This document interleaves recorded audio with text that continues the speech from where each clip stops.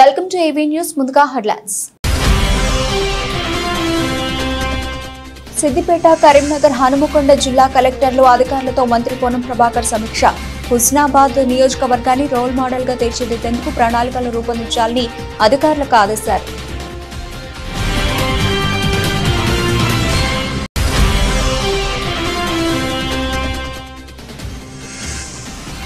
కావలి పట్టణంలో త్వరలోనే క్రీడా స్టేడియం నిర్మిస్తాం. అంతర్జాతీయ స్థాయిలో క్రీడాకారులను తయారు చేస్తామన్న మంత్రి రామ్ ప్రసాద్ రెడ్డి.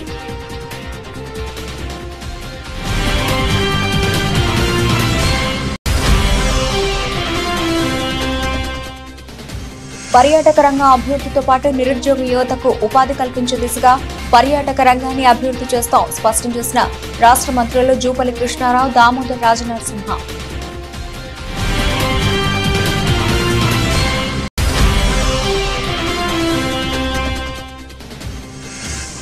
చంద్రబాబు కేంద్రాన్ని ప్రత్యేక హోదా ఎందుకు అడగలేదు?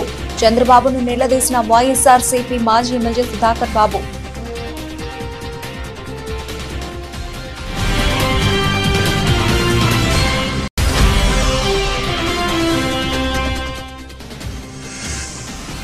మహారాష్ట్ర విధాన్ భవన్ లో టీమిండియా ఆటగాళ్లకు సన్మానం. వరల్డ్ కప్ గెలిచిన టీమిండియాకు 11 కోట్ల రూపాయల నజరానా ప్రకటించిన సీఎం షిండే.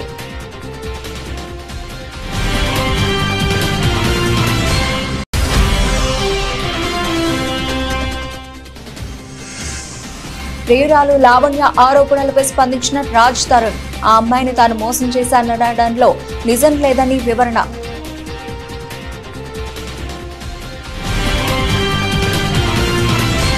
జాబ్ క్యాలెండర్ ను విడుదల చేస్తామని తెలంగాణ ముఖ్యమంత్రి రేవంత్ రెడ్డి స్పష్టం చేశారు. నిరుద్యోగ యువత నిరసనలపై ఆయన స్పందించారు.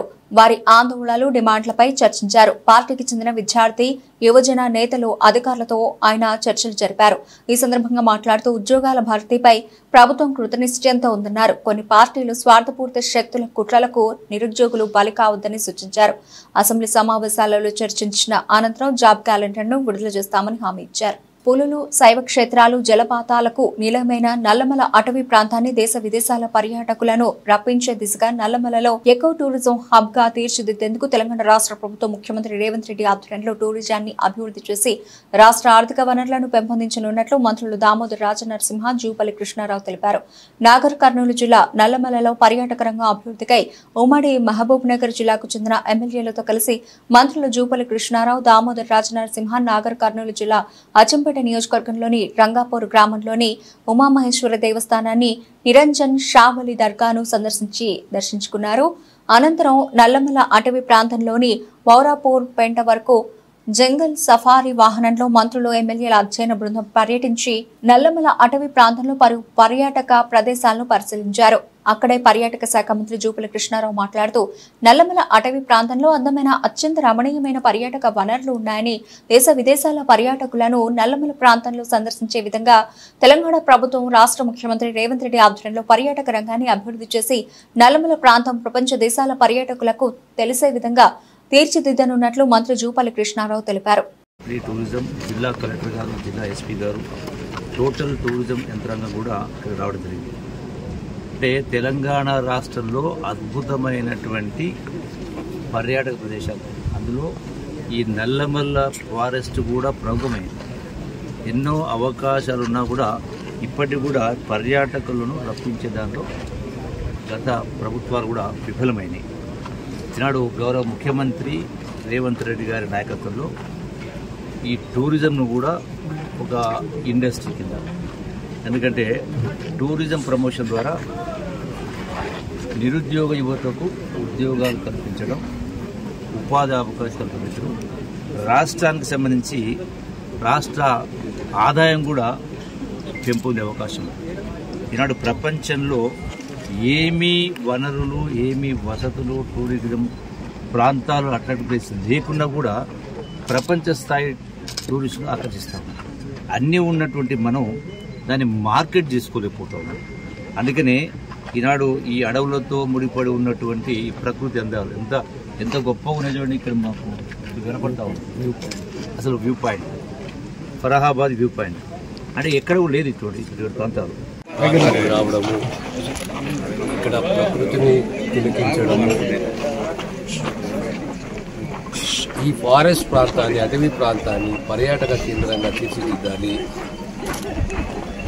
ఎకో టూరిజం కానీ, జనరల్ టూరిజం కానీ, ఈ అటవీ ప్రాంతాన్ని కాపాడుతూ పచ్చదనాన్ని పెంచుతూ టూరిజాన్ని పెంచాలనే ఒక సదుద్దేశంతో ఈరోజు మత్స్యాచార మంత్రివర్యులు అలా ఆహ్వానించడము, నేను నాతో సహా గౌరవ శాసనసభ్యులందరూ ఈ అటవీ ప్రాంతాన్ని సందర్శించడము. ఇది ప్రధానంగా మర్నూర్ వ్యూ పాయింట్ అంటారు, ఫరహాబాద్ వ్యూ పాయింట్ అంటే పచ్చదనం కింద పెద్ద వాస్ట్ ఏరియాలో పచ్చదనము అంటే ఎంత అట్రాక్టివ్గా ఉన్నది, ఎంత పొటెన్షియాలిటీ ఉన్నది, ఎంత పెంచగలుగుతాము, టూరిజాన్ని పెంచాలి అనే సదుద్దేశము ఆలోచన రాష్ట్రం. వైఎస్ఆర్సీపీ అధ్యక్షులు వైఎస్ జగన్ ని తన క్యాంపు కార్యాలయంలో ముద్రగడ పద్మనాభం, కాసు మహేష్ రెడ్డి కలిశారు. వారితో పాటు వైసీపీ ముఖ్య నాయకులు, ఇటీవల ఎన్నికల్లో పోటీ చేసిన అభ్యర్థులు హాజరయ్యారు.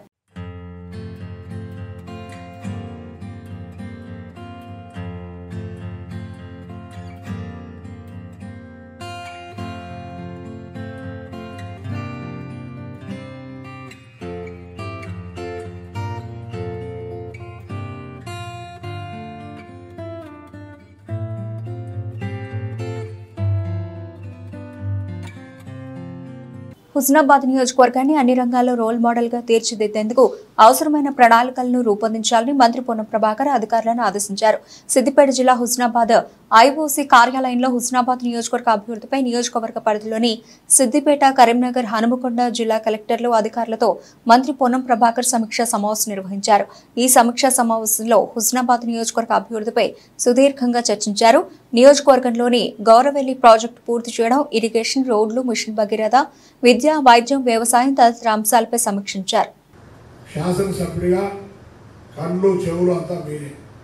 దయచేసి మిమ్మల్ని కోరుతా ఉన్నా, గ్రామీణ ప్రాంత ప్రజలు ఎటువంటి సమస్య ఎదుర్కోకుండా ఉండే విధంగా ప్రోయాక్టివ్ తోటి ప్రజాప్రతినిధులు మీకు దృష్టికి తీసుకొచ్చేటువంటి వ్యవస్థ లేదు కాబట్టి మీరే ప్రజా సమస్యలు తెలుసుకొని వాటిని పరిష్కారానికి మీ ఉన్నత అధికారుల దృష్టికి తీసుకెళ్ళడమో లేదా ప్రజాస్వామ్యంలో ప్రజాప్రతినిధిగా నా దృష్టికి తీసుకురావడమో, మొత్తానికి పద్ధతి ఏదైనా ఆ ప్రజలు ఎదుర్కొంటున్న సమస్యను పరిష్కరించడానికి శక్తివంచన లేకుండా పనిచేయాలి అనేటువంటి మాట ఇక్కడికి వచ్చినటువంటి వాళ్ళకి కానీ, ఇంకా రాకుండా క్షేత్రస్థాయిలో ఉన్నటువంటి విలేజ్ పర్సన్ ఇన్ఛార్జ్ కావచ్చు, మండల ఇన్ఛార్జ్లందరూ కూడా ఇప్పుడే వెటర్నరీ డాక్టర్ గారు హుస్నాబాద్ ఇన్ఛార్జ్ వచ్చినారు, నిన్న బీసీ వెల్ఫేర్ ఆఫీసర్, ఇంకొకరికి అట్లా రకరకాల జిల్లా అధికారులు మండల ఇన్ఛార్జీలుగా కూడా నిన్నటి నుంచి నియామకం అయినారు. జిల్లా కలెక్టర్లు, జిల్లా పరిషత్ ఇన్ఛార్జీలుగా ఇట్లా వ్యవస్థలో కొన్ని అంశాలు ప్రత్యేకించేటప్పుడు అగ్రికల్చర్కి సంబంధించి వ్యవసాయ ఆధారితమైనటువంటి అన్ని అంశాలు ఏ క్లస్టర్ వేదికనైతే రైతు వేదికలు ఉన్నాయో రైతు వేదికల వారిగా నేను కూడా అక్కడ ఉండబడే రైతులను కన్సర్న్ డిపార్ట్మెంట్స్ అందరూ పిలుచుకొని ఆ ఏరియా జిల్లా కలెక్టర్ గారు తీసుకొని అక్కడ ఒక సమావేశానికి షెడ్యూల్ ఇస్తాం. దయచేసి మన దగ్గర ఉన్న పథకాలు రాష్ట్ర పథకాలే కాక కేంద్రం నుంచి కూడా అనేకమైనటువంటి పథకాలు ఉన్నాయి. నేను పార్లమెంట్ మెంబర్ చేసిన, మనం ఇంతకు చెప్పినట్టుగా అక్కడికి వెళ్ళి మనం పైరేట్ చేయాల్సిన అవసరం లేదు. దానికి సంబంధించి అన్ని కూడా మేబీ డిపార్ట్మెంట్లో ఆన్లైన్లో చెక్ చేస్తే గవర్నమెంట్ ఆఫ్ ఇండియా స్కీమ్స్ ఏంది, నామ్స్ ఏంది తెలుస్తాయి.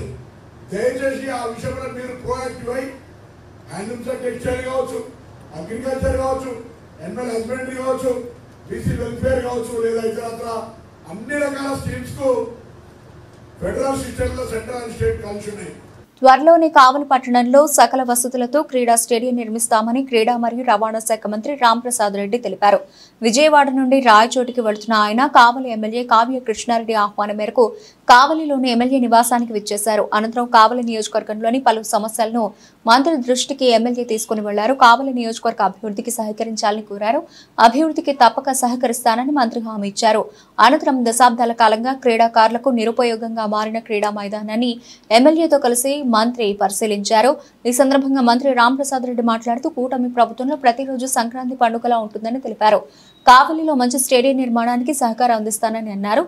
కూటమి ప్రభుత్వంలో క్రీడాకారులను అంతర్జాతీయ స్థాయిలో తీర్చిదిద్దడం జరుగుతుందని తెలిపారు. ఇక్కడున్న పెద్దలు కావలి శాసనసభ్యులు కావ్య కృష్ణారెడ్డి గారికి, అలాగే మాజీ మున్సిపల్ చైర్మన్ గారికి, అలాగే తెలుగుదేశం పార్టీ కార్యకర్తలకు ప్రతి ఒక్కరికి నమస్కారాలు. చాలా సంతోషంగా ఉంది. ఈరోజు ఇక్కడ కావలి పట్టణంలో ఇక్కడ ఈ సమావేశం ఏర్పాటు చేశాం. ముఖ్యంగా గత 5 సంవత్సరాల్లో పేద విద్యార్థులకు స్పోర్ట్స్మెన్స్కు ఏ విధమైన సౌకర్యాలు కల్పించకుండా వదిలేసిన ఆ రోజులు కావివి. తప్పకుండా మా కొత్త ప్రభుత్వంలో యువతకు మేమున్నామంటూ రాబోయే కాలంలో ఏ విధమైన సౌకర్యాలు కల్పిస్తే ఆంధ్ర రాష్ట్రం మెరుగుగా జాతీయ స్థాయిలో అలాగే అంతర్జాతీయ స్థాయిలో క్రీడాకారులను అలాగే అందరినీ అందించేదానికి తోడ్పాటు ఇచ్చే విధంగా మా ప్రభుత్వం చర్యలు తీసుకుంటుంది. ముఖ్యంగా మా శాసనసభ్యులు ఇక్కడ ఈ ల్యాండ్ను చూపించడం జరిగింది. ఈ 5 సంవత్సరాల్లో ఏ విధంగా కావలి పట్టణంలో గ్రౌండ్లో స్టేడియం అయితేనే అలాగే ఇక్కడున్న క్రీడాకారులందరికీ తగిన న్యాయం చేసే విధంగా మా ప్రభుత్వం ముందుకు పోతుంది. అతి త్వరలోనే డిపిఆర్ ప్రిపేర్ చేసి ఇక్కడ మంచి స్టేడియాన్ని కావలి ప్రజలకు ఇచ్చేదానికి మా ప్రభుత్వం చర్యలు తీసుకుంటుంది. అలాగే మేము ఒకటే చెప్తున్నాం, కావలికి మంచి రోజులు రాబోతున్నాయి. ఒక మంచి వ్యక్తి పరిపాలిస్తే ఆ ప్రాంతం కూడా అభివృద్ధి చెందుతుంది. సత్సంగం చాలా గొప్పది. ఈ రాష్ట్రంలో శ్రీ నారా చంద్రబాబు నాయుడు గారు ముఖ్యమంత్రి అయిన దగ్గర నుంచి ప్రకృతి, రాముడి పట్టాభిషేకం జరిగితే ప్రకృతి ఎట్లా పులకరించి వాతావరణం చల్లబడి పూల వర్షం కురిసిందో, నేడు చంద్రబాబు నాయుడు ముఖ్యమంత్రి అయిన తర్వాత ఈ రాష్ట్ర నలుమూలల పూల వర్షం లాంటి రావటం, ప్రకృతి ఆనందోత్సవాల మధ్య నిన్నటి 1వ తేదీన ఈ రాష్ట్రంలో ఉన్న వృద్ధులకి, వికలాంగులకి, వితంతువులకి అందరికీ కూడా పెన్షన్లు పంచడం కూడా జరిగింది. నేడు ఈరోజు అనుకోని పరిస్థితుల్లో ఈరోజు కావలిలో రాంప్రసాద్ రెడ్డి గారు రావటం, రాగానే మొట్టమొదట స్టేడియం సందర్శించాలని ఆయన ముందుకు రావటం, అందరూ పరిశీలించిన తర్వాత డిపిఆర్లు తయారు చేయడం నాకు ఎమ్మెల్యేగా నాకు ఒక అదృష్టం. మల్కాజ్గిరి సెగ్మెంట్ లో ఎంపీ ఈటెల రాజేందర్ పర్యటించారు. భారతీయ జనసంఘం వ్యవస్థాపకులు శ్యామప్రసాద్ ముఖర్జీ జయంతి పురస్కరించుకుని ఎన్సీఎల్ కాలనీలో ఏర్పాటు చేసిన కార్యక్రమంలో ఈటెల పాల్గొని మొక్కలు నాటారు. ఈ సందర్భంగా ఈటెల రాజేందర్ మాట్లాడుతూ, మంత్రిగా ఉండి ఈ మంత్రి పదవి కంటే నా దేశమే ముఖ్యమని, ఒకే దేశం ఒకే చట్టం ఉండాలి అని, ఒకే దేశంలో 2 జెండాలు 2 చట్టాలు ఉండకూడదని మొట్టమొదటిగా ఆక్రోశించిన వ్యక్తి శ్యామప్రసాద్ ముఖర్జీ అన్నారు. 70 సంవత్సరాల భారతీయ ప్రజల అంతరంగాన్ని ఎవరూ పట్టించుకోలేదని, దానిని నెరవేర్చి జమ్మూ అండ్ కాశ్మీర్ భారతదేశంలో అంతర్భాగమే అని చెప్పడమే కాదు, చేసి చూపించిన ఘనత నరేంద్ర మోదీకి దక్కిందని వ్యాఖ్యానించారు. శ్యామప్రసాద్ ముఖర్జీ గొప్ప తత్వవేత్త, విద్యావేత్త. వారు ఉపాధ్యాయ కలిసి జనసంఘ్ ఏర్పాటు చేసి భారతీయులందరినీ ఏకీకరణ చేయడంలో కీలక పాత్ర పోషించిన మహోన్నత వ్యక్తి అని కొనియాడారు.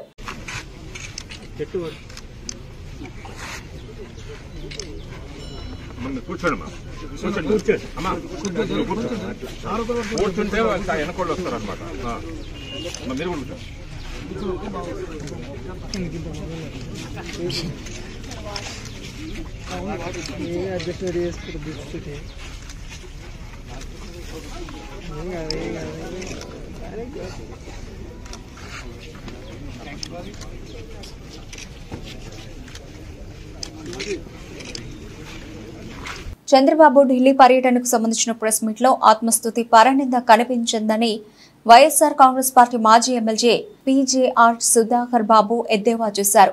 టీడీపీ అధికారంలోకి వచ్చి నెల రోజులైందని, వారు ప్రజలకు ఇచ్చిన హామీల అమలు కోసం ఆంధ్ర రాష్ట్ర ప్రజలు ఆశగా చూస్తున్నారని ఆయన అన్నారు. సుధాకర్ బాబు వైఎస్ఆర్ కాంగ్రెస్ పార్టీ కేంద్ర కార్యాలయంలో మీడియాతో మాట్లాడారు. చంద్రబాబు గొప్ప పరిపాలన అందిస్తారన్న నమ్మకంతో ప్రజలు ఆయనను గెలిపించి ముఖ్యమంత్రిని చేస్తే బాబు మాత్రం ఎన్నికల్లో చెప్పిన అబద్దాలని మరోసారి ప్రధానమంత్రి చెప్పినట్లు ప్రెస్ నోటు విడుదల చేయడంపై సుధాకర్ బాబు అభ్యంతరం వ్యక్తం చేశారు. ఈ రోజు మీరు అధికారంలోకి వచ్చారు. అదే ప్రధానమంత్రి, అదే నరేంద్ర మోడీ గారు, అదే ఎన్డీఏ ఈ రోజున గవర్నమెంట్ ఫామ్ చేసినప్పుడు ఓ పక్కన నీతో పాటు సహచరుడైన నితీష్ కుమార్ గారు డిమాండ్ చేసినప్పుడు మీరెందుకు డిమాండ్ చేయలేకపోతున్నారని వైఎస్ఆర్సీపీ ప్రశ్నిస్తుంది మిమ్మల్ని. మీరు డిమాండ్ చేయమని అడుగుతున్నాం. మీరు సాధించుకునే శక్తి ఉంది. ఎందుకంటే మీరు చక్రాన్ని బాగా తిప్పగలుగుతున్నారు. ఇప్పుడు ఆంధ్ర రాష్ట్రానికి చాలా ఉపయోగం కూడా. మీరు ఎంత బాగా చక్రం తిప్పగలిగితే ఈ ఆంధ్ర రాష్ట్రానికి అన్ని మేళ్లు జరుగుతాయని ప్రజలు నమ్ముతున్నారు. మీ అధికారాన్ని దుర్వినియోగం చేసుకోకుండా ప్రజలు ఇచ్చిన మద్దతుని ఓ 4,12,00,000 మంది ఓటర్లు ఉంటే మీకు 1,53,84,576 మంది ఓట్లేశారు. మాకేమో 1,32,84,134 మంది ఓట్లేశారు. మాకు 40% మంది ఓట్లేశారు. మాతో జనం ఉన్నారు. అలాగనే ఇప్పుడు మీకు ఓట్లేసిన వాళ్ళైనా మాకు ఓట్లు వేసిన వాళ్ళు అందరూ మన ప్రజలే. ఆ ఆలోచన దృక్పథంతోనే జగన్మోహన్ రెడ్డి గారు తన యొక్క సంక్షేమ పథకాల అమలులో కానివ్వండి, పరిపాలనలో కానివ్వండి, ఆయన పరిపాలించిన విధానంలో కానీ ఏ ఒక్క రోజు కూడా పార్టీల ప్రస్తావనే చేయలేదు. మా కార్యకర్తలు చెబుతున్నారు మన ఓటమిలో అదొక కారణమని. ఈ రోజు మీరు నెల రోజుల్లోనే చూపించేశారు అధికారం ఎందుకు తెచ్చుకోవాలి, అధికారం వస్తే ఏం చేయొచ్చు, అధికారం వస్తే పక్క పార్టీ వాళ్ళ మీద కేసులు ఎట్ట పెట్టొచ్చు, కొట్టడం ఎలా చేయొచ్చు, దోపిడీ ఎలా చేయొచ్చు, దౌర్జన్యం ఎలా చేయొచ్చు, కట్టుకున్న బిల్డింగ్లు ఎలా కూల్చొచ్చో మీరు చూపించేశారు. జగన్మోహన్ రెడ్డి గారు ఆ పాలసీ నమ్మలేదండి. ఆ పాలసీ నమ్మలేదు కాబట్టే ప్రతి ఒక్కళ్ళకి తెలుగుదేశం అయినా, బీజేపీ అయినా, కాంగ్రెస్ అయినా, లేదా కమ్యూనిస్ట్ పార్టీలైనా, జనసేన కార్యకర్తలైనా వైఎస్ఆర్ కాంగ్రెస్ పార్టీ పరిపాలనలో, జగన్మోహన్ రెడ్డి గారి పరిపాలనలో పూర్తిగా సంక్షేమాల్ని తీసుకున్నారు, అనుభవించారు. సొంత ఇల్లు వచ్చిందన్న ఆనందం ఆ కాలనీవాసులకు ఎంతో కాలం నిలవలేదు. సరైన రవాణా సౌకర్యం లేకపోవడంతో ఉద్యోగం, ఉపాధి కోసం నగరానికి వెళ్లి వచ్చేవారు. విద్యార్థులు అనేక ఇక్కట్లు పడాల్సిన పరిస్థితి. గత ప్రభుత్వ హయాంలో ప్రజాప్రతినిధులు అధికారుల దృష్టికి తీసుకెళ్లా పట్టించుకోలేదు. అయితే ఎన్నికల ముందు ప్రచారానికి వచ్చిన గొండు శంకర్ తాను గెలిస్తే 2 నెలల్లో కాలనీకి ఆర్టీసీ బస్సు సౌకర్యం కల్పిస్తానని మాట ఇచ్చారు. ఇచ్చిన మాటకు కట్టుబడి 2 నెలలకు ముందే బస్సును ఏర్పాటు చేసి లాంఛనంగా ప్రారంభించారు. గ్రామీణ మండలం పాత్రుని వలస సమీపంలోని ఏపీ టిట్కో కాలనీ వాసుల ప్రయాణ కష్టాలకు తెరపడింది. వివిధ పనులపై కాలనీ నుంచి నగరానికి వెళ్లేందుకు రవాణా సౌకర్యం లేకపోవడంతో ఎమ్మెల్యే గొండు శంకర్ ఎన్నికల ముందు ఇచ్చిన హామీ మేరకు ఆర్టీసీ అధికారులతో మాట్లాడి బస్ సౌకర్యం ఏర్పాటు చేశారు. శనివారం టిట్కో కాలనీ, పాత bus stand, Palle Velugu bus service ను ఆయన కాలనీలో ప్రారంభించారు.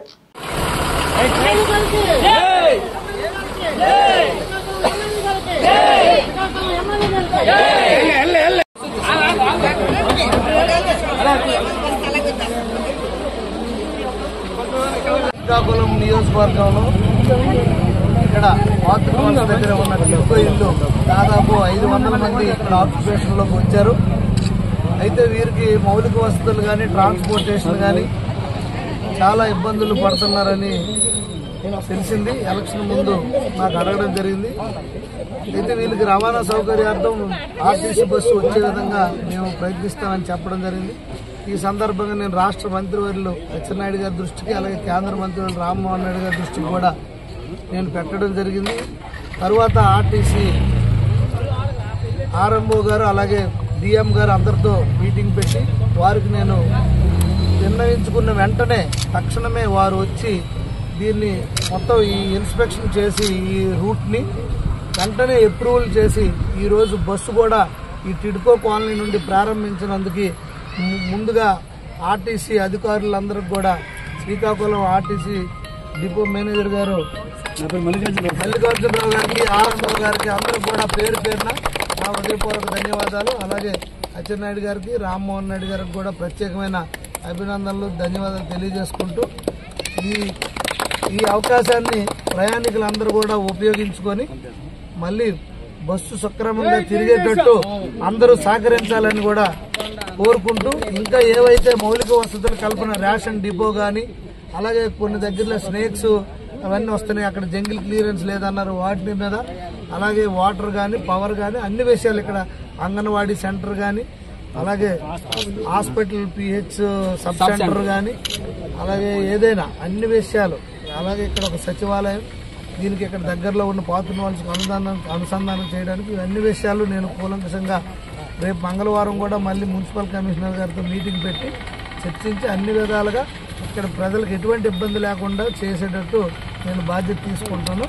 మీరు కూడా అందరూ ఈ బస్సు ప్రయాణం సక్సెస్ఫుల్గా రన్ అయ్యేటట్టు అందరూ సహకరించాలని కోరుకుంటూ అందరికీ ధన్యవాదాలు.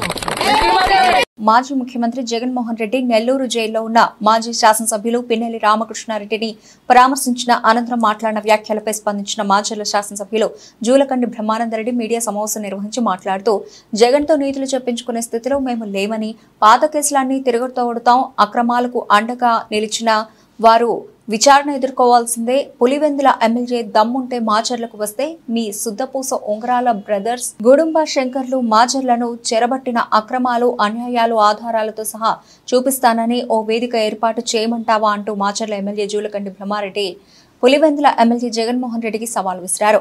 సమావేశంలో పట్టణ అధ్యక్షులు కొమెర దుర్గారావు, జిల్లా ఎస్ఎస్ఎల్ అధ్యక్షులు సాతులూరు కుమార్, జిల్లా బీసీసీఎల్ అధ్యక్షులు Munna Rambabu Yadav, councillor Madar Sahab, Telugu Desam party senior నాయకులు మద్దికప్పు వెంకటరామరెడ్డి, నేరెళ్ల వీరస్వామి, అలాగే గుండాల శ్రీనివాస్ యాదవ్, ఎనుమల కేశవరెడ్డి, సురేష్, అంజీ, లాలా, వినోద్, తెలుగుదేశం, జనసేన, బీజేపీ నాయకులు కార్యకర్తలు పాల్గొన్నారు. మాజీ ముఖ్యమంత్రి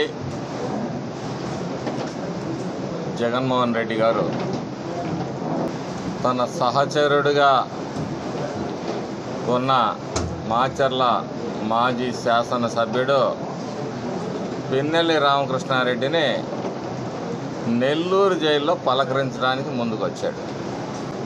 ఈ రాష్ట్రంలో ఆయన ముఖ్యమంత్రిగా ఉన్నప్పుడు ఆడబిడ్డల మాన ప్రాణాలకి, బలహీన వర్గాల మీద దాడులు జరిగినప్పుడు కానీ, ఒక దళిత డాక్టర్ సుధాకర్ని వేధించి చంపినప్పుడు కానీ, వాళ్ళ ఎమ్మెల్సీ మరి డోర్ డెలివరీ చేసినప్పుడు కానీ, తన అక్కని అవమానించారు, అసభ్యంగా ప్రవర్తిస్తున్నారు అని చెప్పేసి ఒక పసిబిడ్డ మరి భావోద్వేగంతో తన అక్కని కాపాడే ప్రయత్నం చేసినప్పుడు, సజీవ దహనం చేసినప్పుడు రేపల్లెలో ఎప్పుడూ బయటికి రాల మరి ఈ ముఖ్యమంత్రి గారు. ఈరోజు రాష్ట్రంలో అనేక కష్టాలు, బాధలు, కేసులు, సాధింపులు, వేధింపులు, ఆర్థిక నష్టాలు అన్నీ చవి చూసిన తెలుగుదేశం పార్టీ నాయకులు, కార్యకర్తలు మౌనంగా మా నాయకుడి ఆదేశం మేర మేము ఎక్కడా కూడా హింసను ప్రేరేపించకుండా ఉండబట్టే ఈరోజు ఈ రాష్ట్రం ఈ విధంగా ఉంది. మేము అడుగుతా ఉన్నాం, నువ్వు 99% హామీలు అమలు చేసావు కదా, ఆ 1% ఏదో సెలవియండి, మేము కూడా తెలుసుకుంటాం. హీరో రాజ్ తరుణ్ తనను పెళ్లి చేసుకుంటానని చెప్పి మోసం చేశాడంటూ లావణ్య అనే యువతి నార్సింగి పోలీసులకు ఫిర్యాదు చేయడం తెలిసిందే. దీనిపై హీరో రాజ్ తరుణ్ స్పందించారు. ఇందులో తన తప్పేమీ లేదని, అందుకే ధైర్యంగా ముందుకు వచ్చి మాట్లాడుతున్నానని స్పష్టం చేశారు. ఆ అమ్మాయిని తాను మోసం చేశాననడంలో నిజం లేదని అన్నారు. అయితే లావణ్యతో తాను రిలేషన్లో ఉన్నది నిజమేనని, 2014 నుంచి 2017 వరకు తాము సంబంధంలో ఉన్నామని రాజ్ తరుణ్ వెల్లడించారు. ఆ తర్వాత తమ మధ్య ఎలాంటి శారీరక సంబంధం గానీ మరి ఇతర సంబంధాలు గానీ లేవని స్పష్టం చేశారు. కానీ లావణ్య తనను బెదిరిస్తూ ఉండేదని, అయితే తాను పరువు కోసం ఇవన్నీ భరించానని తెలిపారు. ఆ తర్వాత ఆమె డ్రగ్స్ వాడటం మొదలుపెట్టిందని, ఆమెపై డ్రగ్స్ కేసు కూడా ఉందని వివరించారు. ఆ డ్రగ్స్ కేసు కూడా నేను పట్టించానని ఆమె ఆరోపించింది. మరో అబ్బాయిని పెళ్లి చేసుకోవాలనుకుని ఆ విషయంలో పోలీస్ స్టేషన్ వరకు వెళ్ళింది. దానికి సంబంధించిన FIR ను కూడా నేను సేకరించాను అని రాజ్ తరుణ్ వివరించారు. ఆవిడ దగ్గర ఉండాలి. ఏంటంటే మీకు మీ పేరెంట్స్ కి చాలా చాకరీ చేశాను నేను, నన్ను పట్టించుకోలేదు వాళ్ళు అని అంటున్నాను. మళ్ళీ చెప్తున్నాను, కాదు అబద్ధం. ఆ ఇంట్లో కూడా మాకు ఈ సినిమా మొదలైంది ఎప్పుడంటే సంవత్సరం క్రితం అండి. సంవత్సరం కూడా అవ్వలేదు అనుకుంటా. అదే చెప్తున్నానండి. అదే మీరు అంత గట్టిగా ఇది భయం వేసిందండి. సార్ లావణ్య ఎలా పరిచయం సార్ మీకు? ఎక్కడ పరిచయం? నాకు హైదరాబాద్ కాదండి, నాకు బేసిక్గా వైజాగ్లో ఉన్నప్పుడు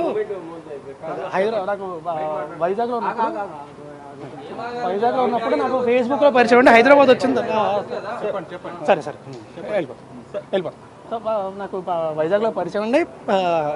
హైదరాబాద్ వచ్చిన తర్వాత ఇనీషియల్గా నేను ఒక దీనికోసం వచ్చినప్పుడు, సినిమా గురించి వచ్చినప్పుడు హైదరాబాద్ వచ్చినప్పుడు ఇనీషియల్గా అప్పటి నుంచి పరిచయం అండి నాకు. అంటే ముందు నుంచే మీరు పెళ్లి చేసుకుందామని రిలేషన్ స్టార్ట్ చేశారు, లేకపోతే ఫ్రెండ్షిప్గా ఉండి అలా ఒకరికొకరు ఇష్టపడి పెళ్లి చేసుకుందామని అనుకున్నారు?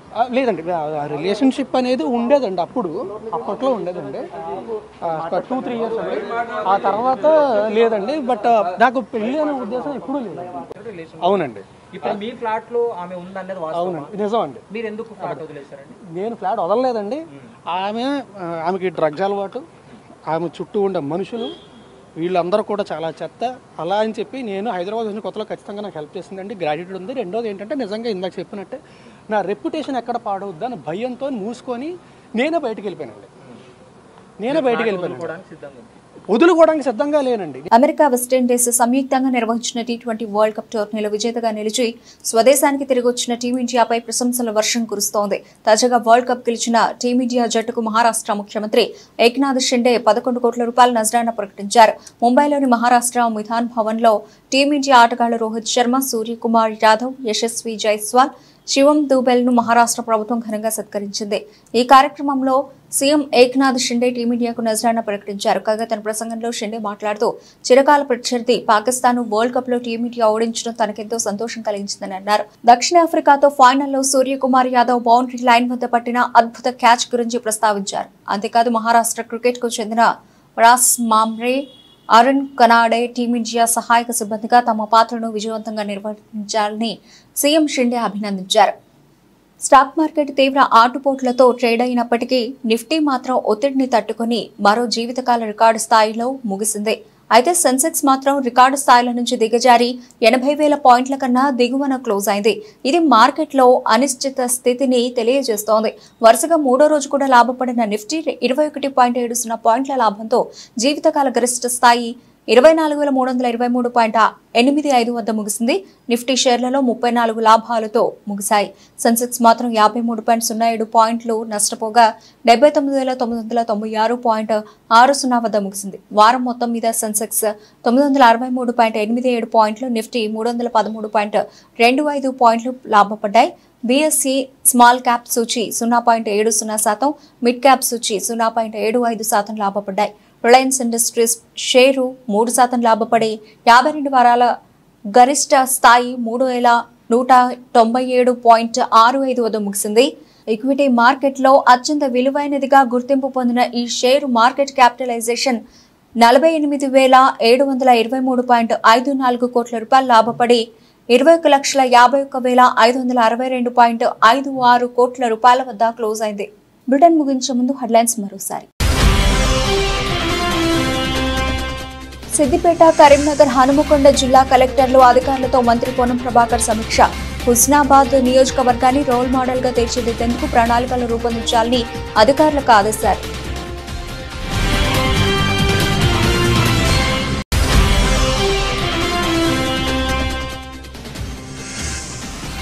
కావలి పట్టణంలో త్వరలోనే క్రీడా స్టేడియం నిర్మిస్తాం. అంతర్జాతీయ స్థాయిలో క్రీడాకారులను తయారు చేస్తామన్న మంత్రి రామ్ ప్రసాద్ రెడ్డి.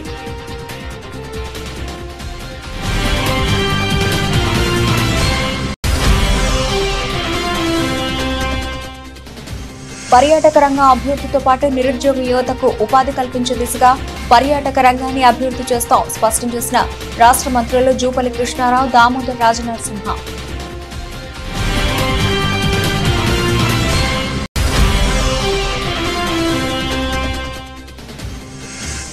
చంద్రబాబు కేంద్రాన్ని ప్రత్యేక హోదా ఎందుకు అడగలేదు? చంద్రబాబును నిలదీసిన వైఎస్ఆర్సీపీ మాజీ ఎమ్మెల్యే సుధాకర్ బాబు.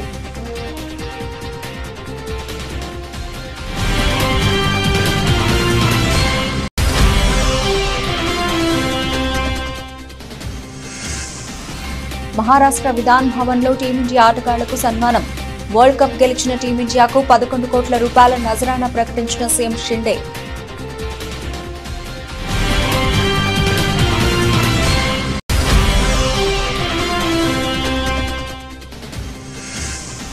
ప్రియురాలు లావణ్య ఆరోపణలపై స్పందించిన రాజ్ తరుణ్, ఆ అమ్మాయిని తాను మోసం చేశాననడంలో నిజం లేదని వివరణ.